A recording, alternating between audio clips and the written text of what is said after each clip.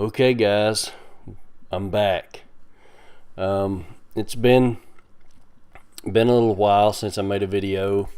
About a week, I suppose. I've been trying to make videos consistently, but it's been a little while.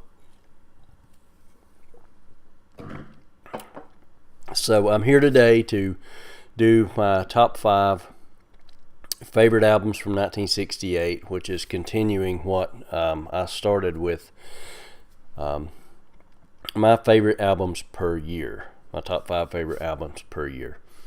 So I'm going to continue to do that. I'm going to make a video later regarding the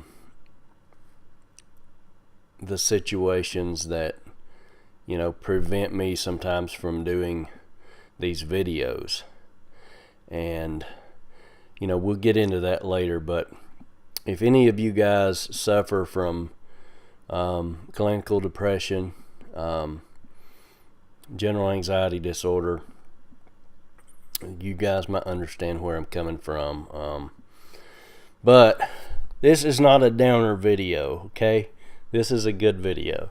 So we're going to do 1968.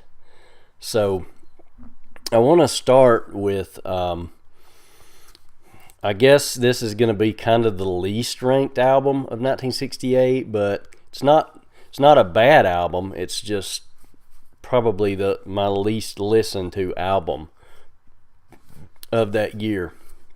And it's Odyssey and Oracle by the Zombies.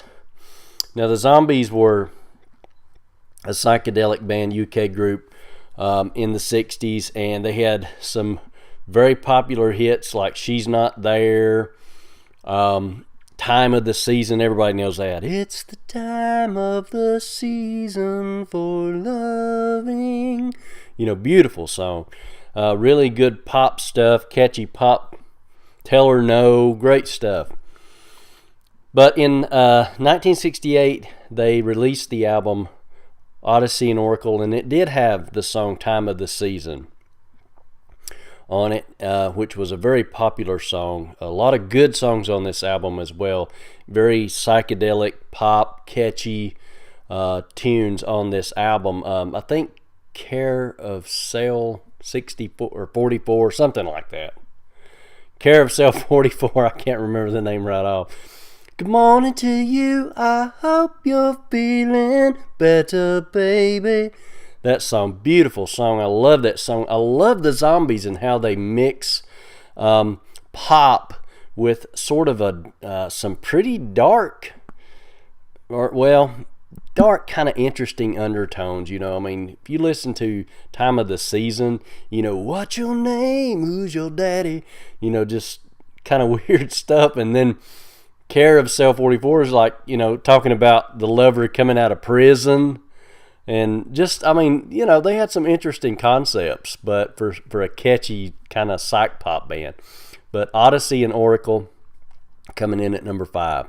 Coming in at number 4 is my favorite band of all time. And this was their second album, and it is A Saucer Full of Secrets by Pink Floyd. This is kind of what I consider to be a companion piece to Pipe Here at the Gates of Dawn, their debut album. And it really is. It was released in a, what do you call, like a compilation album at one time with Pipe at the Gates of Dawn, and it was called A Nice Pair. So, yeah. Saucer Full of Secrets. This is their second album. It's the last one with Syd Barrett and the first one with David Gilmour. So yeah, all 5 members of Pink Floyd. This is the only album where all 5 members are featured. It's very experimental, just like the first album. Very psychedelic, just like the first album, but much darker psychedelia. Rick Wright is featured on this album more than probably any other album. He has 2 songs. One didn't make it. I think Julia Dream. No, that was Roger Waters. It Would Be So Nice was a pop hit that he wrote in '68, but it didn't get on the album. But Remember a Day and Seesaw, 2 fantastic progressive songs on this album, Saucerful of Secrets, along with the title track, Saucerful of Secrets, which is just an experimental piece contemplating war or describing war musically, instrumentally. Very interesting concept at that time.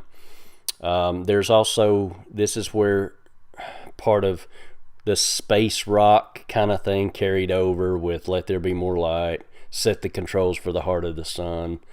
A lot of good songs on this one. Not a big fan of Corporal Clegg, but that was kind of the beginning of Roger Waters writing about war and the effects that it has on mankind.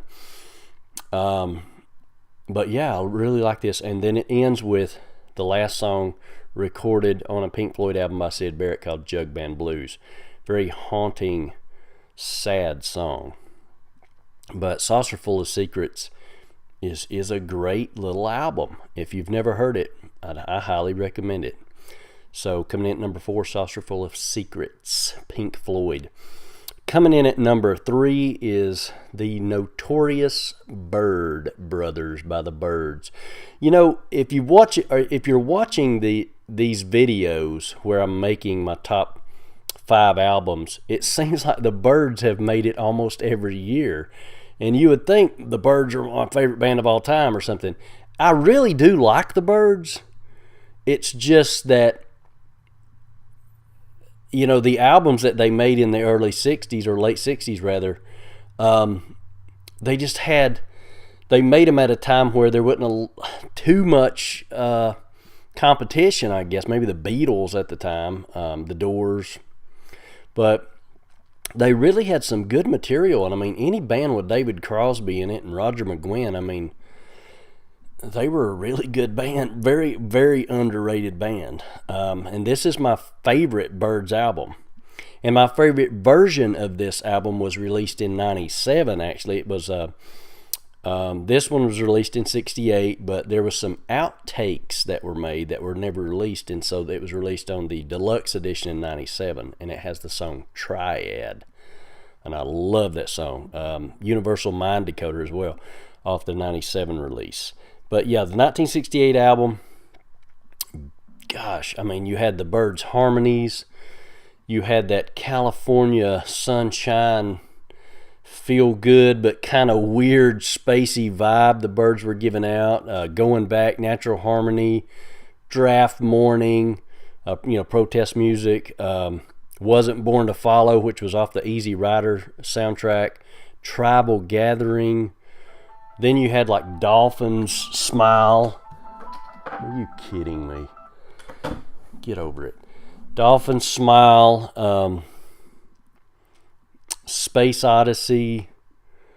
I mean, they're just packed full of good songs on this album. Just a very good album, loaded with that kind of California feel-good 60s music. And so coming in at number 3, Notorious Bird Brothers, The Byrds. Coming in at number 2, this is one of my favorite psychedelic bands of all time. This album is probably one of their darker albums. I know I keep saying that, but '68 was a dark time. And so a lot of the bands released, albums that were a little bit darker than what they normally would release. And this album is called Crown of Creation by the Jefferson Airplane. Again, darker than Surrealistic Pillow or After Bathing at Baxter's. More sophisticated sound, better production, I think. More progressive, like still psychedelic, but getting more complex, I suppose, in their melodies and in the way they put the songs together. Because you had songs like Rejoice, very progressive, Crown of Creation, and also Triad. Again, 1968, same song, Jefferson Airplane version. Grace Slick singing. Very good song. This album had sort of like an explosion on the front of the cover. I mean, it's just a very, very dark time in '68, and a very dark album by the Jefferson Airplane. The Rejoice song by Grace Slick, you just got to hear this. It is a prog song almost, but with Grace's haunting vocals, and just a beautiful delivery of the song. And I love the composition. Crown of Creation, I love the breakdown in the song. When Marty Ballin and Grace Slick and Paul Kantner are kind of singing this harmonic convergence at the end of it, life is change, how it differs from the rocks. Beautiful, beautiful, beautiful. But yeah, Crown of Creation, number 2, Jefferson Airplane. My number 1 album for 1968, this probably should come as no surprise. The White Album, The Beatles, or The Beatles, The Beatles. The album was called The Beatles, but everybody calls it The White Album. Double album, full of diamonds. Got a few pieces of coal on it, but mostly great tracks. The Beatles covered everything here. Hard rock, psychedelic rock, soft rock, acoustic ballads, love ballads, folk, Paul's granny music. I mean, every possible thing you is covered here. Humor, dark, light, revolution. So everything. Some of my favorite songs off this album, While My Guitar Gently Weeps, one of the greatest songs George Harrison put together this side of Here Comes the Sun and Something. Revolution number 9, of course, is on this one. Blackbird, Helter Skelter, Sexy Sadie, Julia, Back in the USSR, Piggies. Have you seen the little piggy? I just love that. I mean, the whole album is just fun to listen to. Very progressive. This is the Beatles' prog album. Abbey Road's progressive, but this is just so much stuff coming at you at one time. You just have to love this album. There's something for everyone on this album, and that's why it is my number 1 album of 1968. The Beatles, the White Album, or The Beatles. My number 1 album, 1968. Thank you guys for listening. Again, I'm going to try to get back in the game here and get things picked back up and start recording more videos like I was doing. I do appreciate everyone who watches my videos. Without you guys, I'm just sitting here talking to myself. So thank you. And if you enjoyed the video, give me a thumbs up, share it, like it, blah, blah, blah, comment. Give me your thoughts on 1968. Thank you guys, and until next time, take care.